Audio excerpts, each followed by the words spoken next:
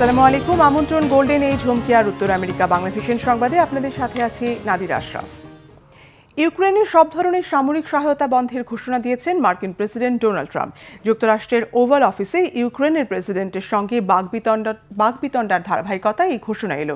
একাধিক মার্কিন ও ব্রিটিশ গণমাধ্যমের প্রতিবেদনে বলা হয়, যতক্ষণ পর্যন্ত না ইউক্রেনের নেতারা বাস্তবতা মেনে শান্তির জন্য এগিয়ে আসবেন, ততক্ষণ অস্ত্র সহায়তা বন্ধের সিদ্ধান্তে পরিবর্তন আনবেন না ট্রাম্প। হোয়াইট হাউসের একজন কর্মকর্তার মতে, দীর্ঘ সময় নয়, সাময়িক সময়ের জন্য সামরিক সহায়তা বন্ধ থাকবে। এরই মধ্যে এই অস্ত্র সহযোগিতা বন্ধ রাখার সিদ্ধান্ত কার্যকর করতে প্রতিরক্ষা মন্ত্রী পিট হেগসেথকে নির্দেশ দিয়েছেন প্রেসিডেন্ট ট্রাম্প।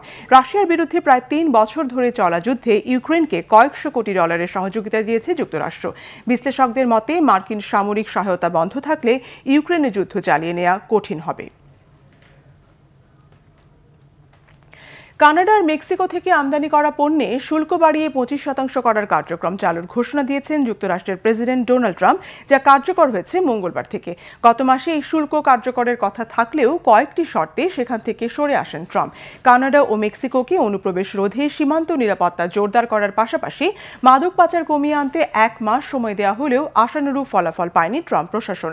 সময়সীমা পার হওয়ার পরই শুল্ক কার্যকরের ঘোষণা দিলেন মার্কিন প্রেসিডেন্ট। ট্রাম্প বলছেন, এই আমদানি শুল্ক প্রতিবেশীদের অবৈধ মাদক আর অভিবাসীদের যুক্তরাষ্ট্রে ঢোকা বন্ধে গুরুত্বপূর্ণ পদক্ষেপ হিসেবে কাজ করবে। বিশেষজ্ঞরা সতর্ক করে বলেছেন, এই শুল্ক কার্যকরের ফলে যুক্তরাষ্ট্রের ভোক্তারা কিছু পণ্য কেনার ক্ষেত্রে বাড়তি খরচের মুখে পড়বেন। উত্তর কোরিয়ার প্রতি শক্তি প্রদর্শন আর ভয় দেখানোর উদ্দেশ্যে প্রতিবেশী দক্ষিণ কোরিয়ার সমুদ্র উপকূলে ভিড়েছে মার্কিন বিমানবাহী রণতরী ইউএসএস কার্ল ভিনসেন। দক্ষিণ কোরিয়ার নৌবাহিনীর বিবৃতিতে জানানো হয়েছে, মার্কিন রণতরীটি স্থানীয় সময় রবিবার দক্ষিণ কোরিয়ার বুসান বন্দরে পৌঁছায়। পিয়ংইয়ং এর বিরুদ্ধে সিউল ওয়াশিংটন সামরিক জোটের প্রস্তুতি প্রদর্শন আর যুক্তরাষ্ট্রের জোরালো প্রতিশ্রুতির অংশ হিসেবেই এই সফর করছেন মার্কিন নৌসেনারা। পরমাণু শক্তি চালিত এই যুদ্ধ জাহাজের বহরে আছে guided missile cruiser USS Princeton আর guided missile destroyer USS Sterett. গত জানুয়ারিতে যুক্তরাষ্ট্রের প্রেসিডেন্ট হিসেবে দ্বিতীয় মেয়াদে ডোনাল্ড ট্রাম্পের শপথের পর এবারই প্রথম কোনো বিমানবাহী মার্কিন রণতরী দক্ষিণ কোরিয়ার বন্দরে ভিড়ল। গত মাসের শেষে উত্তর কোরিয়ার নেতা কিম জং উন ক্রুজ ক্ষেপণাস্ত্রের পরীক্ষা চালানোর পর হুমকি দেওয়ার ধারাবাহিকতায় এই পদক্ষেপ নিল যুক্তরাষ্ট্র।